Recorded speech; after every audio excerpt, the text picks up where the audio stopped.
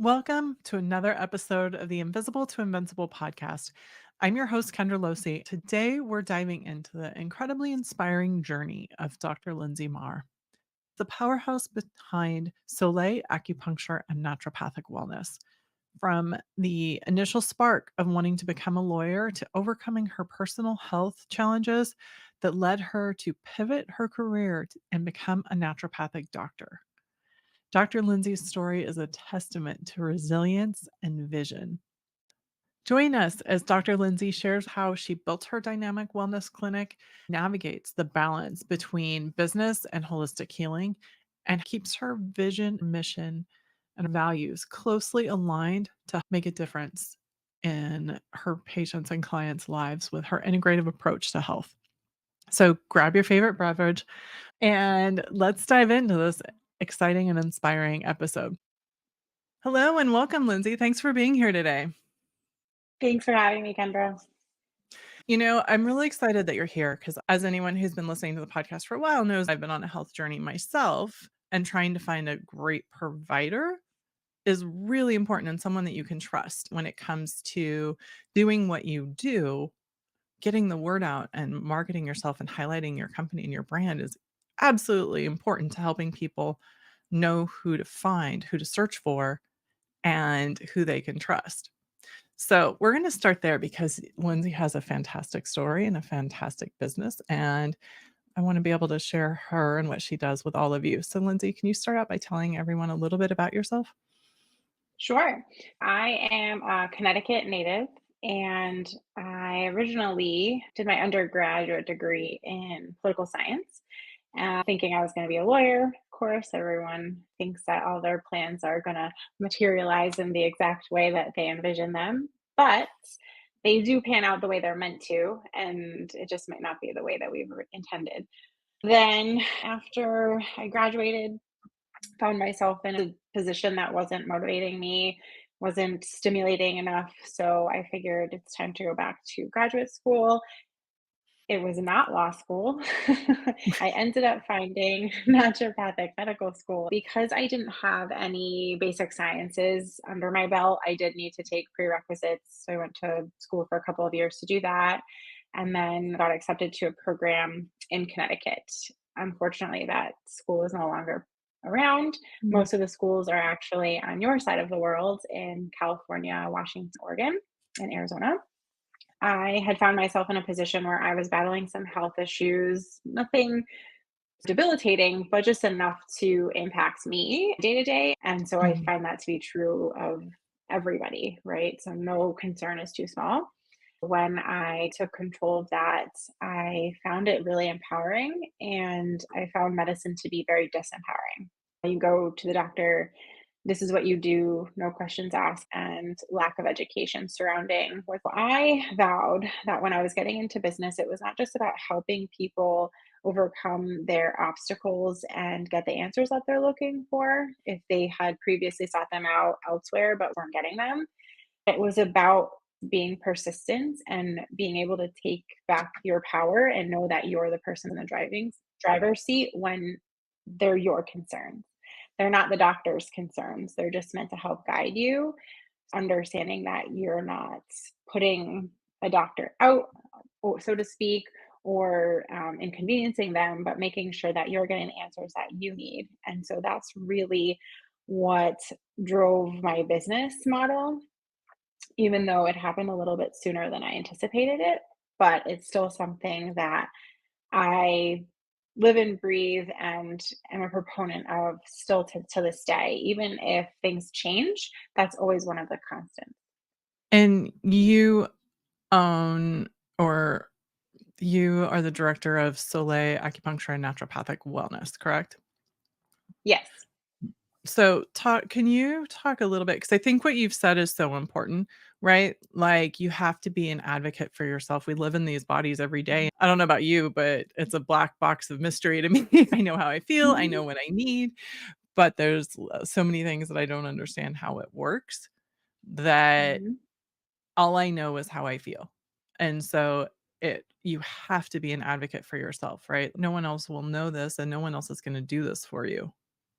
This Yeah, relates exactly. to our businesses as well. We bet on ourselves, so we're the ones that have to take care of this. Can you talk a little bit about Soleil Acupuncture and Naturopathic Wellness and how you work with patients or clients? Sure. So we actually opened in 2020, which is definitely a weird time to open. But it was really born out of that same that, not everyone had COVID, but also we were told that if you weren't feeling well, we don't want to inundate medical facilities. So we're not going to send people unless they were in dire straits to urgent care facilities or emergency departments. And I saw patients, family members, etc., who were kind of being pushed by the wayside, specifically for their preventative care, their annual Mhm. visits, and also worsened circumstances because they weren't able to get their doctor to be either they wouldn't see them or they weren't really paying Mhm. attention and giving the attention that they needed. And so what was happening was they were actually experiencing worsening of symptoms because I don't think all of the factors were being taken into play. There was Mhm. kind of this sideline in the prevention and wellness space. When I opened, that was really what I was looking for because people do want the human interaction. They want the human component. If they didn't, we could go online and talk to a robot. But if we're looking for human interaction and a human brain, then we need to really be engaging with the human. At Soleil, I am not only a naturopathic doctor, but I have a master's degree in acupuncture as well. So I practice acupuncture as a modality. And so I do find that not all of my naturopathic patients get acupuncture, not all of my acupuncture patients get naturopathic medicine. It depends on the circumstances and what they're coming to me for. Right now, I see a lot of women who are struggling with fertility. And so Mhm. that is something that is really common in practice. And I seem to have developed a little bit of a niche for. There Mhm. was a struggle because, as much as being a doctor is what my business is predicated on, it's still the other side is that it's still business, right? Mhm. Business was not in my curriculum. Right. And so now I'm going through this, I want to meet my patients, be an advocate for them and help them be advocates for themselves and research what's going on and help them the best of my ability. But then there's also this whole other side of it. So I found in the early days that there was kind of this like power struggle between the business brain and the clinical brain. If I would go heavy into the business side because I needed to market to get patients, I would do that for maybe 3 months, let's say. And then that 3 month mark was when I would start to see the fruits of what I was doing. Mhm. Patients started to come in. But that meant that I was busy with patients that I could now not do the business side of things or the marketing Mm. side. I would end up with a lull. So it was kind of finding this perfect balance. Now I'm in a place where I'm starting to scale back a little from the clinical side and doing more business. We've gone from, it was me and my cousin initially when we opened because she's a nurse practitioner. So now Mhm. we're six practitioners in the office. So Oh, I'm trying to pull wow. back and assist my providers to give them care. So things look a little different, but the principles and the premises are still there. Congratulations, first of all. That kind of growth is fantastic. It's really interesting when you were talking about the power struggle because that's exactly Mhm, what I've been talking about as well lately. I've seen it over and over again with business owners. Like you start a business because you really are mhm, passionate or you're an expert at this. But to your point, business isn't taught in those in those areas for the most part. Or if there is, it's one class. You can't learn everything you need to run a business in one class. All of a sudden you have this tension created with the demands of modern entrepreneurship and business ownership. It can be very frustrating for people. It can take a while to learn how to balance and how to navigate that in a way that works for you. I've talked before about how, for me, I realized that I believed I could either be healthy or have a successful business, but I'd be burnt out. I didn't see for a long time that the balance could be created. So congratulations on finding that for yourself quickly. I think finding the actual balance is probably newer, but having acknowledged it early on was helpful. Sometimes we can't get out of our own ways, especially when we know this is my business. And so I'm going to put the efforts in to make it work. They say that most businesses that are created will fail within 3 years. And then the majority of those businesses that succeeded in the 3 year mark will fail by the 5 year mark. So there's that motivation to keep going. You kind of don't have that time to take the pause to really be able to put into play what that means. I think there's a lot of stumbling and trial and error that happens until you can finally get there. That makes sense. When you created Soleil Holistic and started to market the business, it's part of you, right? Like your personality, even though it's a business that's separate. Did you find it easy to market the business? Were there challenges mentally that you had to overcome? Nobody tells you that people don't just come. The phone doesn't just ring, right? I think there's this romanticization that kind of surrounds that, especially like when you see something in a movie or someone tells you a story and you just got a clip of it. No one tells you the lag time or the details. I may not have had realistic expectations when it came to that. Also, no business background. I didn't even know what branding was, but I was doing it.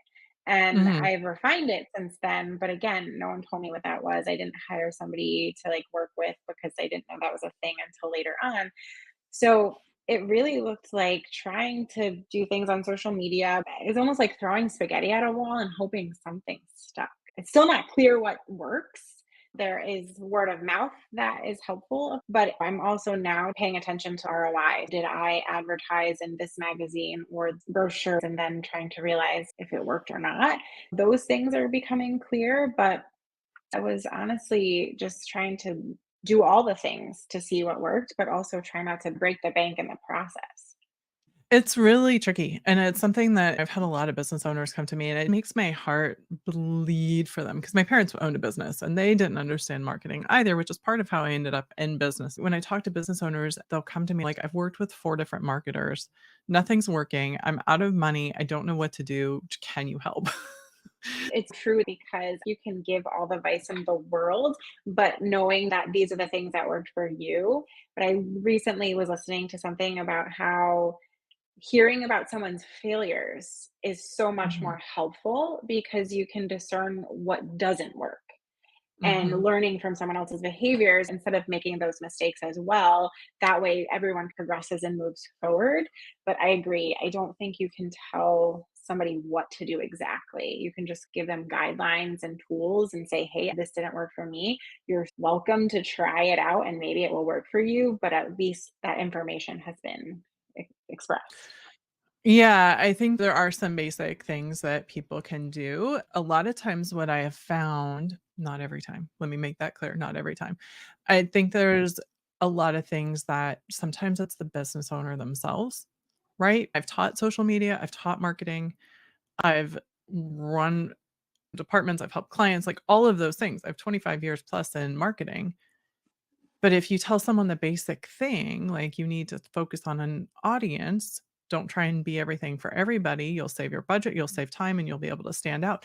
You would be shocked by how many people refuse to take that advice because they're already overwhelmed. There's already something going on with them where they can't get out of their own way to help.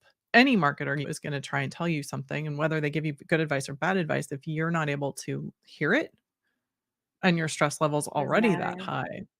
And I've noticed that a lot, and some of it is just actual physical stress, and some of it might Hmm. be something that's happening internal in their body, and some of it's mental stress and overwhelm and burnt out, and there's so many different things that can go into this. Do you tend to see patients or clients that come in that are already burnt out or overwhelmed or trying to manage different parts of their business and just realizing that they need to put the oxygen mask on first? I think it's most of society, unfortunately. I don't believe a lot of people understand what stress really is. So when you Mhm. have that conversation with them, they're like, I'm not stressed. And that may very well be true because of whatever definition that they have fed themselves or have been exposed to. But really, when we're talking about things like stress, are there demands being placed upon you? Do you have people that need things from you? We can pretty much say that that's everybody. So everybody has some degree of stress. It's just how much we want to be honest with ourselves in admitting it. So I do get a lot of patients and clients. The terminology is just specific to whether or not they're local to me and can see me in person, or if they're distance and we can't Mhm. establish care in a patient relationship. A lot of it is, like I said, not denial per se, it's just a lack of awareness around the stress. It's also trying to meet people where they're at and how best they're going to mitigate these things. Not everyone's going to meditate.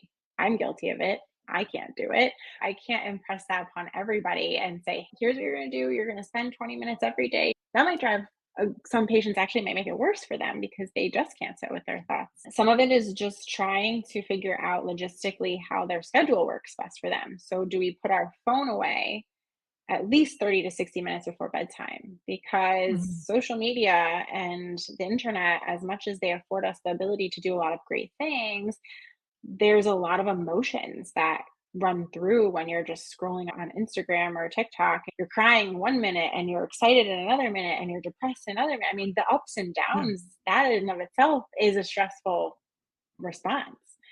So trying to target simple things for these people. A lot of it is, we're also on devices. And that was greatly increased with COVID because people moved remote and we live in a world of Zoom. And these artificial lights and exposures are stressors on the body. It's so interesting. I found for myself that if I start the day, I'm in a condo and I have a dog. If I start the day, my morning dog walk, I always leave my phone at home because for me, it gives me a chance to one, I'm getting outside, two, I'm moving, and three, like I'm not someone who does just sitting and meditating, but if you consider like active meditation, which is at least Mhm. just taking a Yeah. walk without any other distractions, focusing Yeah. on breathing, like, I will do that every single morning. For Yeah. me, that's something that I have found helps ground me, at least helps me start the day the way I want to. I know for other people, sitting and meditating or journaling or whatever it is, everyone needs to find their own thing, but Yeah. when we start to look at the different stress options that like, just the sources of stress, a lot of times, I think you're absolutely right. They're everywhere. I was laughing when you said it's the story you tell yourself because when I met my boyfriend, Mhm. he keeps saying, "Why are you so anxious?" And I'm like, "I'm not anxious. That friend over there, she's anxious. I'm not anxious." I think, what is anxious like, he's training to be a psychologist, like, he's like, "What do you think Mhm. anxiety means? What's that word mean?" Yeah. And I was like, "I know what it means." And Yeah. then he made me look it up, and I was like, "Okay, fine." From this Yeah. definition, apparently I am. But what does the Clinical Psychologist Association know about anxiety? And it's also the same thing of when you present something, and it's always a wonder, especially if I talk to several people at once, what their takeaways from what you say are and Mhm. how different those could be. So you said the exact same thing at the exact same time to a handful of people, but everybody took something different away from it. And so that's, I think we have a little bit of selective, I don't want to say understanding or hearing, but we know the buzzwords for ourselves. So something might just be more obvious to me than it would be to you. And so as a result, you might be able to describe other people as anxious because that's how you see anxiety. But we don't necessarily see that within ourselves. It's hard to be subjective or objective about yourself anyway, right? So that's another thing. Absolutely, absolutely. Mhm. I also think that it's like, where is your bar for understanding, right? I grew up in a very liberal beach town in Northern California, and I always thought I was conservative there because it was so far shifted. It wasn't until I Mm, moved out that I was like, "Oh, this is how." No, like, my mhm, bar and my association was so shifted over that as soon as I got mhm. out of that thing that I knew, I was like, "Wait, that's not true." The rest of the world would not consider that to be a true statement. If you're surrounded by people who are more anxious or more stressed or more this or more that as well, your association is gonna be different with what you think of. Yeah. For you, let's get back to talking about you. What do you find when it came time to this isn't let me reword this. When you built your brand, Mhm. How did you infuse your personality into the brand? Did you infuse your personality into the brand? How much of you would you consider as part of your business and how you talk about it?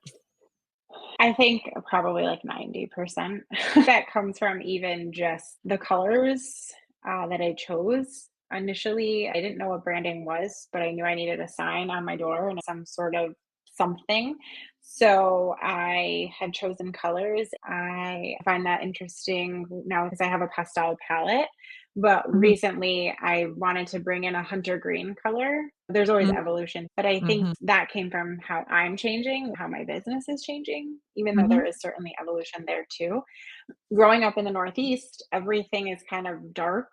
People prefer blacks and navies. I went to the University of Arizona for undergrad. So everybody's bubbly and bright, and there's so many blonde people here. I'm kind of the outlier with my brown hair.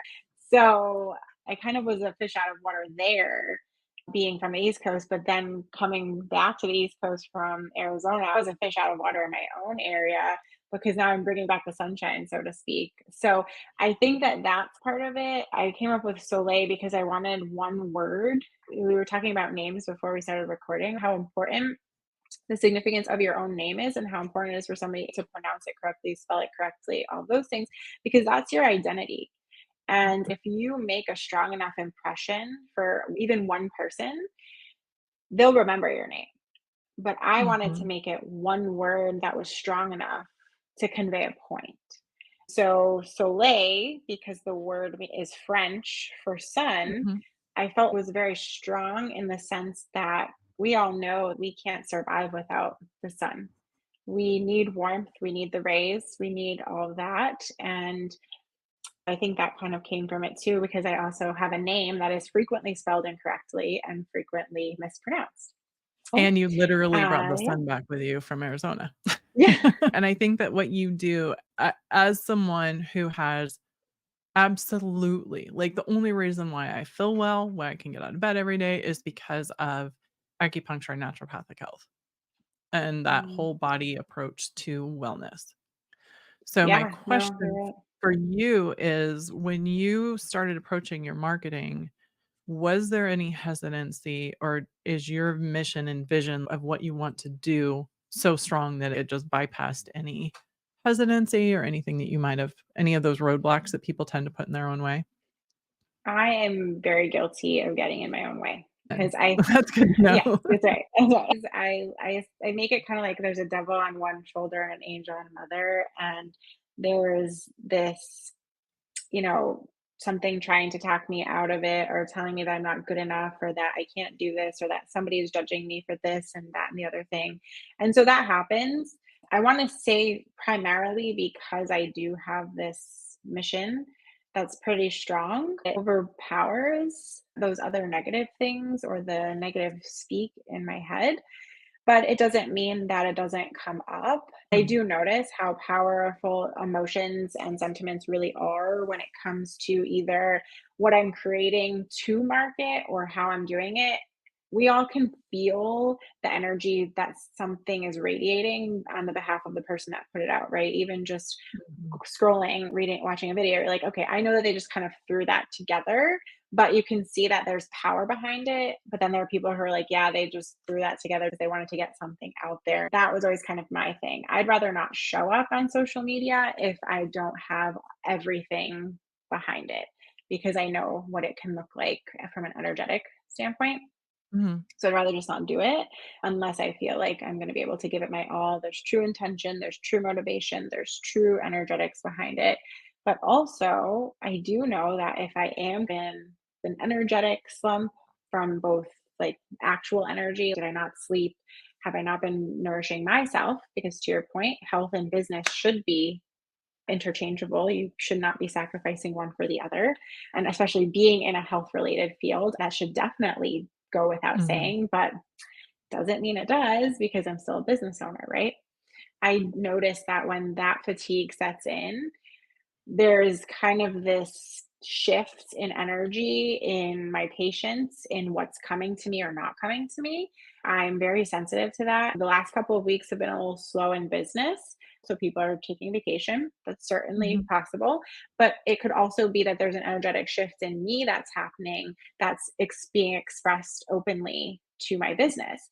And that can be a contribution. When I start realizing that what I'm doing could be negatively impacting my business, I immediately have to go in some direction to try to rein it in, because now that I do have other providers in the office, it's not just affecting me, it's affecting other people too.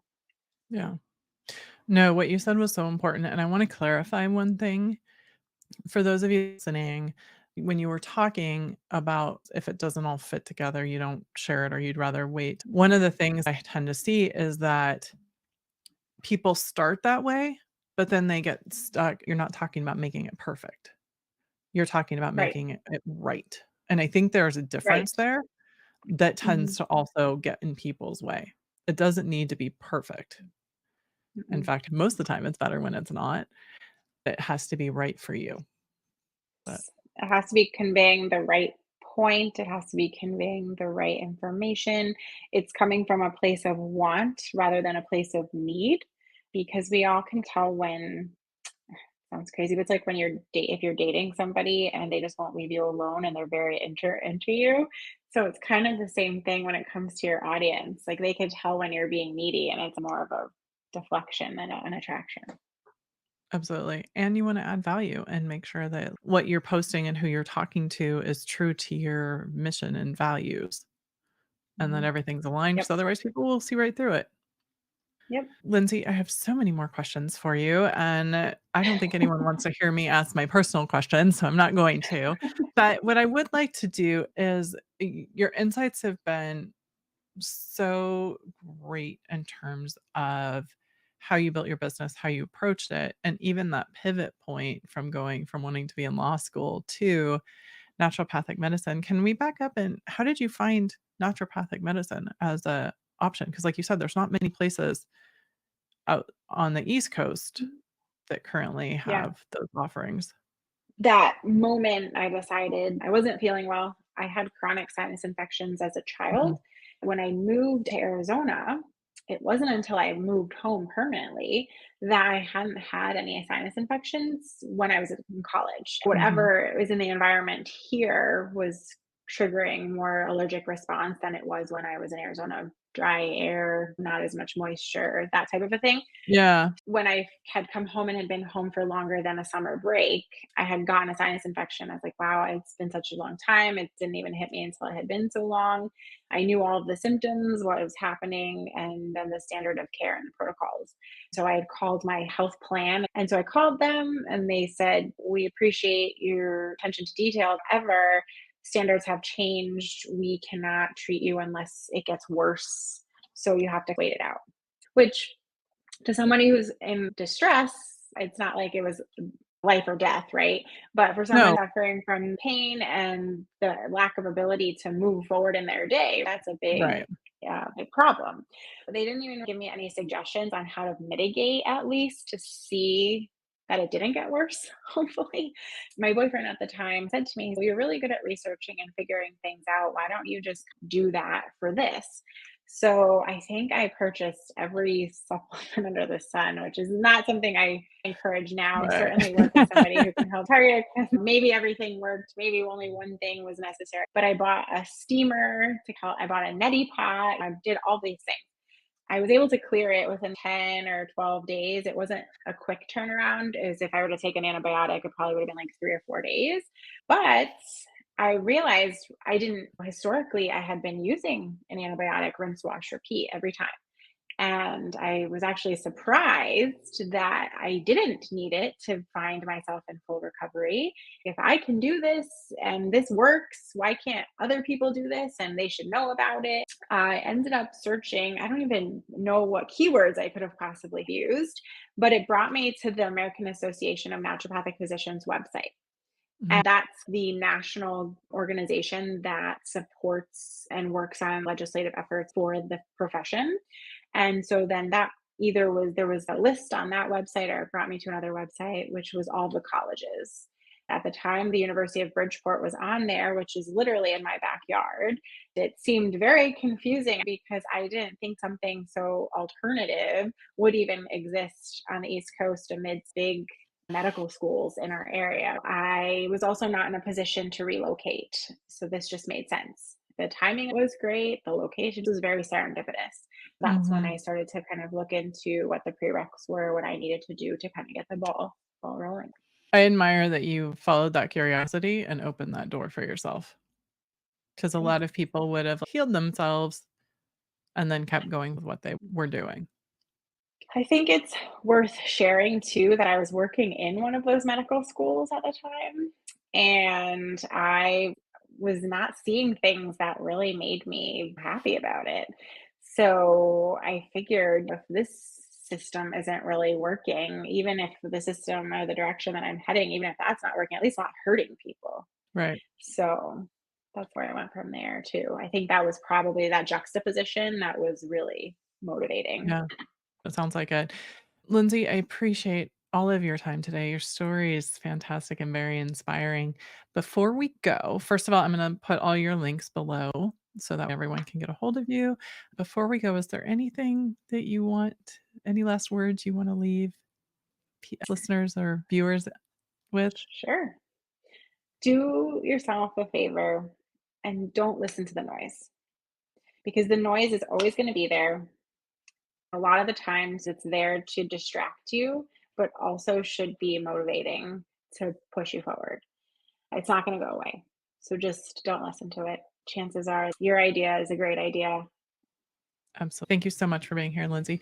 Thank you to everyone who tuned into this episode of the Invisible to Invincible podcast. I'm your host, Kendra Losee. Until next time, thank you.